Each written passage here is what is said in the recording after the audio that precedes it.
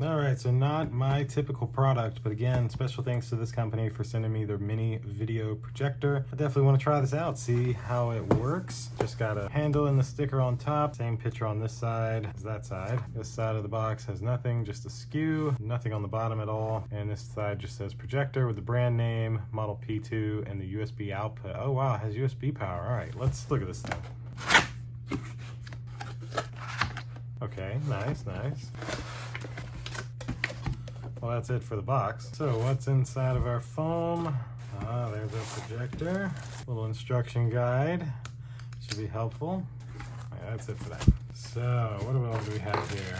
We have the HDMI cable included, pretty nice. This looks like the power brick for the device, also nice. Some type of little conversion cable, cool. And this is a HDMI cable, very nice.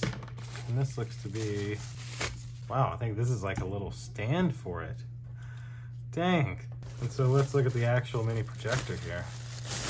Yeah, so that is a stand. This can screw right onto the bottom here. Some nice feet, vents. So that's the top, up, down, okay, etc. Power button. And then yeah, your focus and keystone. That's just plastic, all right.